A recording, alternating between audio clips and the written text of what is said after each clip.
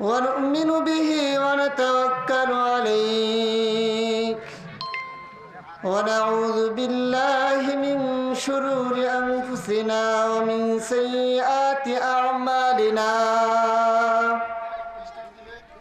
من يهده الله فلا مضل له ومن يضلله فلا هادي له ونشهد أن سيدنا وسندنا وحبيبنا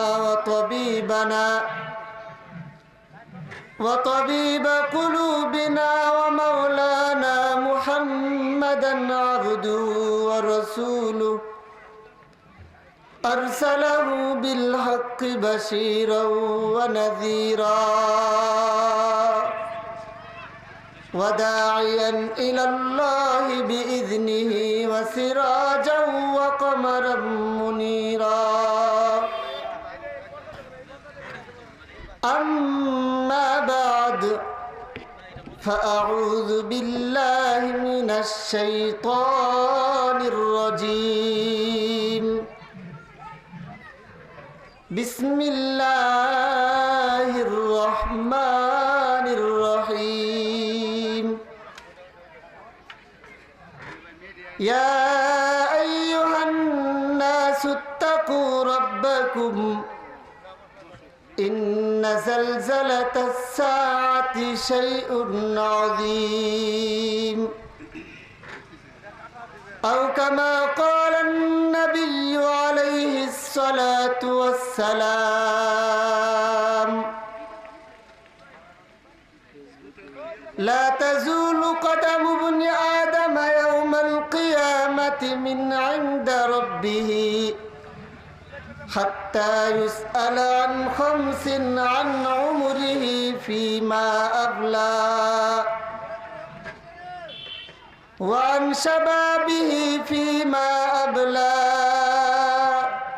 وعن ماله من أين اكتسبه وفيما أنفقه وماذا عمل فيما علم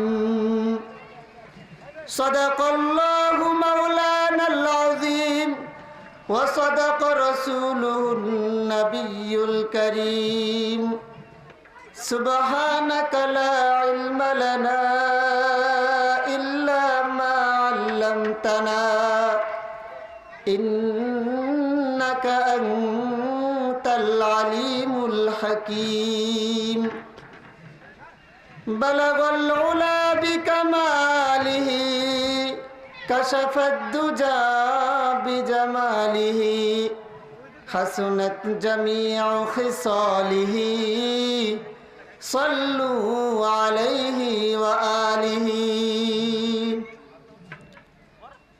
সকলে দুরূদ ইব্রাহিম পড়ি আল্লাহুম্মা সাল্লি আলা মুহাম্মাদিন ওয়া আলা আলি মুহাম্মাদ কামা সাল্লাইতা আলা ইব্রাহিম ওয়া আলা আলি ইব্রাহিম إنك حميد مجيد اللهم بارك على محمد وعلى آل محمد كما باركت على إبراهيم وعلى آل إبراهيم إنك حميد مجيد আলহামদুলিল্লাহ মুসলিমাবাদ দক্ষিণপাড়া কেন্দ্রীয় কবরস্থান ও জামি মসজিদের উদ্যোগে আয়োজিত আজকের এই মাহফিলের প্যান্ডেলে যারা উপস্থিত হয়েছেন এবং পর্দার অন্তরালে অবস্থানরত আমার মা ও বোনেরা সকলেই বিশ্ব ব্রহ্মাণ্ডের এক ও অদ্বিতীয় মালিক আমাদের মহান স্রষ্টা রব্বুল আলামিনের আলিশান দরবারে শুকরিয়াতান স্বরূপ দিল থেকে জবান খুলে বলি আলহামদুলিল্লাহ।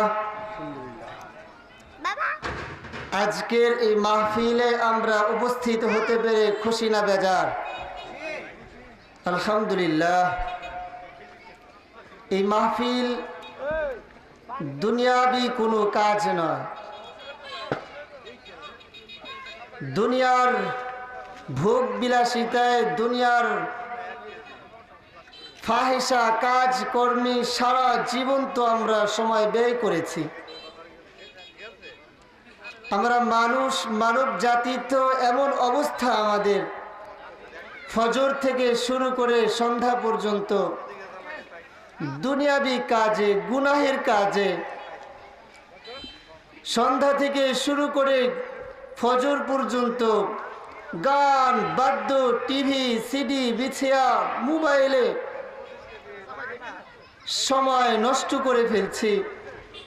গুরুত্বপূর্ণ সময়, যে সময় আল্লাহ রাব্বুল আলামিনের কাছে অনেক দামি, মহামূল্যবান সময়। আমার আপনার হায়াত আর কতদিন? এই অল্প হায়াতের এই গুরুত্বপূর্ণ সময়টুকুকে নষ্ট করে ফেলছি, ঠিক কিনা? এই খারাপ অবস্থার মধ্যেও আল্লাহ রাব্বুল আলামিন এই এলাকার যুব সমাজকে, এলাকার দিন প্রিয়, ইসলাম প্রিয় মানুষদেরকে এমন একটি আয়োজন করার তৌফিক দিয়েছেন। এজন্য সকলকে ধন্যবাদ জানাই এবং আল্লাহ রাব্বুল আলামিনের কাছে সকলের জন্য দোয়া করি, আল্লাহ তাআলা যেন তাদের এই কাজটাকে কবুল করে নেন। সকলে বলি আমিন। এমন একটি মাহফিল এলাকার জন্য রহমত। কি রহমত? ওয়ানাজালাত আলাইহিমুর রাহমা। আল্লাহ রাব্বুল আলামিন রহমত নাজিল করতেছেন, সুবহানাল্লাহ। এই এলাকার জন্য রহমত। এজন্য যারা এখনো পর্যন্ত ঘরে আছি, বাড়িতে আছি, রাস্তাঘাটে ঘোরাফেরা করছি, এই মাহফিলের প্যান্ডেলে চলে আসি, এখানে বসলেই আল্লাহ তাআলা সগীরা গুনাহগুলোকে মাফ করে দেন, সুবহানাল্লাহ। আল্লাহ নবীজি সাল্লাল্লাহু আলাইহি ওয়াসাল্লাম বলেন, দুনিয়ার এমন কোনো জায়গা নাই যে জায়গায় বসলেই আল্লাহ গুনাহ মাফ করে দেয়। একটা জায়গা, যে জায়গা যেখানে কুরআন ও হাদিসের আলোচনা হয়, এমন একটা মজলিস দুনিয়ার সমস্ত মজলিস থেকে উত্তম, সুবহানাল্লাহ। এই উত্তম মজলিসে আসতে পারছি আমরা, সকলে বলি আলহামদুলিল্লাহ। আল্লাহ রাব্বুল আলামিন পবিত্র কুরআনে স্পষ্ট ভাষায় বলেছেন, দুনিয়ার মানুষ যদি আমি আল্লাহ তাআলার নিয়ামত ভক্ষণ করার পর, আমি আল্লাহ তাআলার নিয়ামত খাওয়ার পর, পাওয়ার পর শুকরিয়া আদায় করে, আমি আল্লাহ তাআলা তাদের নিয়ামত বৃদ্ধি করে দেই, সুবহানাল্লাহ। আল্লাহ তাআলার নিয়ামত, এই নিয়ামত ভক্ষণ করার পর শুকরিয়া আদায় করতে হবে কি হবে না? অবশ্যই শুকরিয়া আদায় করা লাগবে। এলাকার যুব সমাজ পারতো কি পারতো না, একটা নর্তকী এনে গানের স্টেজ করে ধুম ধারেক্কা 10-15টা বক্স এনে এলাকা কাঁপাইতে পারতো কি পারতো না? অবশ্যই পারতো। যুবকদের গায়ে রক্ত টকবক করে, গরম রক্ত গুনাহের দিকে যত দ্রুত ছুটতে পারে, কারণ এই সময়টা হলো গোল্ডেন অফ লাইফ, সব থেকে গুরুত্বপূর্ণ সময়, জীবনের স্বর্ণময় মুহূর্ত যেটাকে বলা হয়। এই সময়টুকুকে যদি দ্বীনের কাজে ব্যয় করি, আল্লাহর নবী যে বলেন, ওয়াশাবুন নাশাআ ফি ইবাদাতি রাব্বিহি, আমার আল্লাহ তাআলার কাছে সব থেকে প্রিয় ইবাদতকারী তো ওই ব্যক্তি, যেই ব্যক্তি যৌবনকালে জীবনের স্বর্ণময় মুহূর্তে যখন গুনাহ সব থেকে বেশি ভালো লাগে, রাতের আধারে সারা পৃথিবীর সমস্ত মানুষ ঘুমায় যায়, তখন গুনাহ করতে মজা লাগে, গুনাহ করতে ভালো লাগে। তখন যুবক চিন্তা করে, এখন যদি গুনাহ করি আল্লাহ রাব্বুল আলামিন সব থেকে বেজার হবে। গুনাহ না করে ইবাদত করলো, রোজা রাখলো, নামাজ পড়লো, দান করলো, সদকা করলো, আমার নবীজি বলেন আল্লাহ তাআলা ওই ব্যক্তিকে সব থেকে বেশি ভালোবাসেন। আর ভালোবাসার উপহার কি? কিয়ামতের কঠিন ময়দান, যখন কিয়ামত কায়েম হয়ে গেছে, সারা পৃথিবীর সমস্ত মানুষ ছুটোছুটি করতেছে কিয়ামতের ময়দানে, খুবই ভয়ঙ্কর অবস্থা। এমন কঠিন ময়দানে আল্লাহ রাব্বুল আলামিন ওই মানুষটাকে, যেই মানুষ যৌবনের ফুটন্ত বয়সে আল্লাহর ইবাদতে মত্ত হয়, আল্লাহর ইবাদতে কাটায় দেয়, তাদেরকে বাছাই করে করে আরশে মুআল্লার নিচে ছায়া দান করবেন। সুবহানাল্লাহ। তাহলে এই বয়স, যৌবনকাল দামি কি দামি না? এই দামি সময়ে আল্লাহ তাআলার ইবাদত যদি করতে পারি, তাহলেই না আমার জীবনটা সার্থক। মুহতারাম হাজিরিন, একখানা হাদিস পড়েছি। আল্লাহর নবীজি সাল্লাল্লাহু আলাইহি ওয়াসাল্লাম বলেন, লা তাজুলু কদামু ইবনি আদম ইয়াউমাল কিয়ামাহ। কিয়ামতের কঠিন ময়দানে কোনো আদম সন্তান 5টি প্রশ্নের জবাব দেওয়া ছাড়া এক কদম সামনের দিকে অগ্রসর হতে পারবে না। কয় প্রশ্ন? 5 প্রশ্ন। ইনশাআল্লাহ 5 প্রশ্নের জবাব দেব, উত্তর দিব। আমরা জানি কবরে 3টি প্রশ্ন। কয় প্রশ্ন? কবর জগতে 3টি প্রশ্ন। আবার জানতে পারলাম হাসরের ময়দানেও 5টা প্রশ্ন। কবর জগতে কয়টি? 3টি। হাসরের ময়দানে কয়টি? 5টি। কয়টি হলো? মৃত্যু হওয়ার পর মোট 8টি প্রশ্নের সম্মুখীন আমাদের হতে হবে। কবর জগতে 3, হাসরের ময়দানে 5। কবর জগতের 3 প্রশ্নের উত্তর আমরা সকলেই জানি। জানি কি জানি না? হাসরের ময়দানে 5 প্রশ্ন আসবে। অনেকেই জানি না, হয়তো অনেকেই শুনছি। বেশিরভাগ মানুষ হাসরের ময়দানে যে 5টা প্রশ্ন করা হবে জানি না। আল্লাহর নবীজি বলেন, লা তাজুলু কদামু ইবনি আদম ইয়াউমাল কিয়ামাতি মিন ইনদা রাব্বিহি হাত্তা ইউসআলা আন খামসিন আন উমরিহি ফিমা আফনা। কিয়ামতের ময়দানে কোন আদম সন্তান 5 প্রশ্নের জবাব দেওয়া ছাড়া আল্লাহ তাআলার সামনে থেকে এক কদম সামনের দিকে পা বাড়াইতে পারবে না। 1 নম্বর প্রশ্ন থাকবে, তোমাকে আল্লাহ তাআলা 60 কিংবা 70 বছর 80 বছর হায়াত দিয়েছেন। 60 বছর 70 বছর 80 বছর এই হায়াতে জিন্দেগি তোমরা কোন কাজে লাগাইছো? এই হায়াত 70 বছর, কারো 50 বছর, কারো 100 বছর, এই হায়াতে জিন্দেগি কোন কাজে ব্যয় করেছো? পুরো হায়াতের হিসাব দাও। এই হায়াতে জিন্দেগির হিসাব আল্লাহ তাআলার কাছে দিতে হবে। এই যে আমরা মুরব্বী বাবারা যারা আছেন এখানে উপস্থিত হতে পেরেছি, যে কোনো মুহূর্তে যুবক, বৃদ্ধ, বালক, নাবালক, যে কোনো মুহূর্তে মৃত্যু আসতে পারে কি পারে না? এই হায়াতের কোনো গ্যারান্টি নাই। যে কোনো সময় মৃত্যু আসবেন। মালাকুল মাউত আজরাইল আলাইহিস সালাম তার বাহিনী নিয়ে আমার আপনার দুয়ারে হাজির হয়ে যাবে। তখন শত কান্নাকাটির পরেও আল্লাহ তাআলা একটা সেকেন্ড সময় দিবে না। দিবে না। পুরো হায়াতের হিসাব যেহেতু আল্লাহ তাআলা নেবেন, সুতরাং এই হায়াতকে আমি আপনি কোন কাজে ব্যয় করতেছি সর্ব অবস্থায় চিন্তা করা, যে আমি আপনি ফজরের নামাজ পড়ে কতগুলো কাজ গুনাহের দিকে যাবে, কতগুলো কাজ নেক কাজের দিকে যাবে, সারাক্ষণ চিন্তা করা। ফজর থেকে মাগরিব পর্যন্ত, মাগরিব থেকে ফজর পর্যন্ত, এটা না মুমিনের সময় জিন্দেগি। মুমিনের জীবন তো এমন হওয়া উচিত,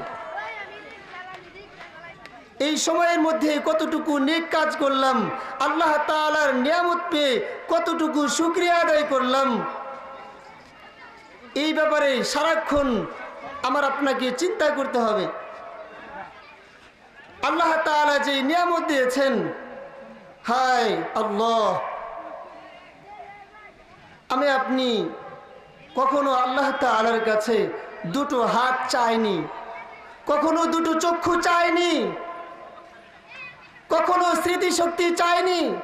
আল্লাহ তাআলা দিয়েছেন, দিয়েছেন কিনা? কখনো দুটি পা চাই নাই, তাও দিছে। কান, এই কানের একটা যদি নষ্ট হয়ে যায়, আমার আপনার জীবনটা অর্ধেক শেষ, ঠিক কিনা? আল্লাহ তাআলার কাছে চাই নাই, দিছে। এই সর্বক্ষণ বাতাস, অক্সিজেন আমরা ব্যবহার করি, সারা দিন 24 ঘন্টায় কত শত লক্ষ কোটি বার শ্বাস প্রশ্বাস আমরা ছাড়ি। আল্লাহ তাআলা যে নিয়ামত দিয়েছেন, কখনো চাইছি? চাই না। আল্লাহ তাআলা দিয়েছেন,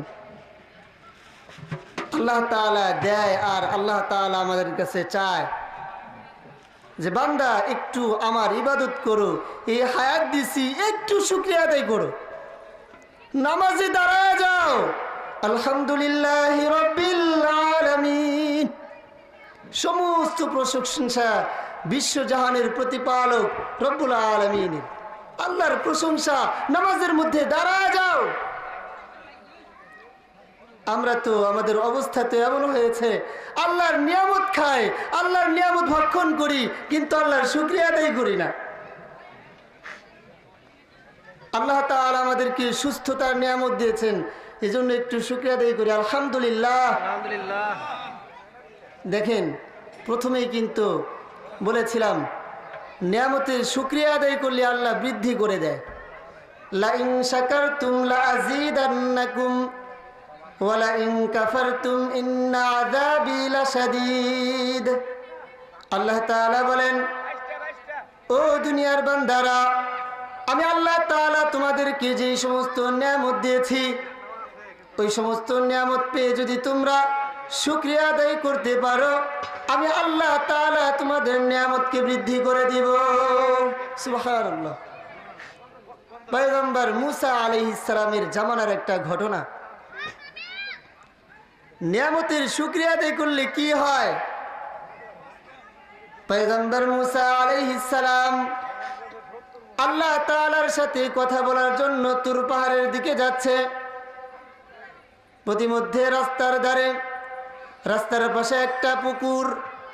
দীর্ঘদিন যাবৎ বৃষ্টি হয় না, অনাবৃষ্টির কারণে পুকুরটা শুকিয়ে চৈচির হয়ে গেছে, একেবারে শুকায় গেছে। পুকুরে দেখতে পেল কতগুলো হাঁস ছটফট করতেছে। হাঁসগুলো পয়গম্বর মুসা আলাইহিস সালামকে দেখে আল্লাহ তাআলাকে ডেকে ডেকে বলতেছেন, ওগো আল্লাহ, আমাদের তো তোমার পয়গম্বর মুসা আলাইহিস সালামের সাথে একটু কথা বলার ইচ্ছা হয়। আমাদের তো পয়গম্বর মুসা আলাইহিস সালামের সাথে কথা বলতে মন চায়, কিন্তু মানুষের মতো জবান তো আমাদের নাই। ওগো আল্লাহ, আমাদের জবানটা যদি একটু মানুষের মতো করে দিতে, আমাদের জবানটা যদি একটু খুলে দিতে, তোমার পয়গম্বর মুসা আলাইহিস সালামের সাথে একটু কথা বলতাম। আল্লাহ রাব্বুল আলামিন সঙ্গে সঙ্গে হাঁসগুলোর দোয়া কবুল করে হাঁসগুলোর জবানটাকে খুলে দিলেন। সুবহানাল্লাহ। আল্লাহ তাআলা হাঁসের জবান খুলে দিতে পারেন কি পারেন না? পারেন। পয়গম্বর ইব্রাহিম আলাইহিস সালামকে নমরুদ আগুনের মধ্যে নিক্ষেপ করেন। আসমান কান্দে, জমিন কান্দে, পাহাড় পর্বত তরুলতা সব কিছু কান্দে। আল্লাহ তাআলাকে ডেকে বলতেছেন, ওগো আল্লাহ, তোমার পয়গম্বর ইব্রাহিম আলাইহিস সালামকে নমরুদ আগুনের মধ্যে নিক্ষেপ করে, তোমার পয়গম্বর আগুনের মধ্যে পড়বে। ওগো আল্লাহ, আমাদের তো সহ্য হয় না। পাহাড় পর্বত পশু পাখি সব কিছু আল্লাহ তাআলার কাছে কান্দে। আল্লাহ তাআলা আগুনকে ডেকে বলতেছেন, আগুন কুলনা ইয়া নার কুলনা ইয়া নার কুনি বারদাও ওয়া সালামান আলা ইব্রাহিম। হে আগুন, কুলনা ইয়া নার, হে আগুন কুনি হয়ে যাও বারদান ওয়া সালামান আলা ইব্রাহিম, আমার পয়গম্বর ইব্রাহিম আলাইহিস সালামের জন্য ঠান্ডা হয়ে যাও। ওরে আগুন কেমন ঠান্ডা হইবা? এমন ঠান্ডা হইও না যেই ঠান্ডা হলে বরফের মতো আমার খলিল ইব্রাহিম জমে যাবে, আমার খলিলের কষ্ট হবে। এমন ঠান্ডা হইও না, বারদান ওয়া সালামান, আরামদায়ক ঠান্ডা হয়ে যাও। সুবহানাল্লাহ। আল্লাহ তাআলা পয়গম্বর মুসা ইব্রাহিম আলাইহিস সালামের জন্য আগুনকে কি করে দিলেন? ঠান্ডা করে দিলেন। আগুনের কাজ কি? ঠান্ডা হওয়া। আগুনের কাজ কি বলেন? পুরানো। পানির কাজ কি? ডুবানো। আগুনের কাজ দাউ দাউ করে পুড়িয়ে ফেলবে, পানির কাজ একেবারে তলদেশে নিয়ে যাবে, ডুবায় ফেলবে। পয়গম্বর মুসা আলাইহিস সালাম ফেরাউনের বাহিনী থেকে বিশাল সমুদ্র পার হবে, সমুদ্রের পারে দাঁড়ায় গেছে। আল্লাহ রাব্বুল আলামিন ডেকে বলতেছেন, পয়গম্বর মুসা তোমার হাতে সেটা কি? পয়গম্বর মুসা আলাইহিস সালাম বলতেছেন, লাঠি। আল্লাহ তাআলা ডেকে বলেন, ওগো পয়গম্বর, ইদরিব বিআসাকাল বাহর, তোমার হাতের মধ্যে যে লাঠিটা আছে ওই লাঠি দিয়ে সমুদ্রের মধ্যে আঘাত করো। পয়গম্বর মুসা আলাইহিস সালাম হাতের লাঠি দ্বারা সমুদ্রের মধ্যে আঘাত করলেন, সঙ্গে সঙ্গে সমুদ্র ফাঁকা হয়ে বিশাল রাস্তা হয়ে গেল। সুবহানাল্লাহ। পানির কাজ ডুবায় দেওয়া মুসা আলাইহিস সালামের জন্য রাস্তা হয়ে গেল। আল্লাহর পয়গম্বর মুসা আলাইহিস সালাম সমুদ্র পার হয়ে গেলেন। বলতেছিলাম আল্লাহ তাআলা আগুনকে ঠান্ডা করেন, পানিকে স্থবির করে ফেলেন, একেবারে স্থির করে ফেলেন। হাঁসের জবান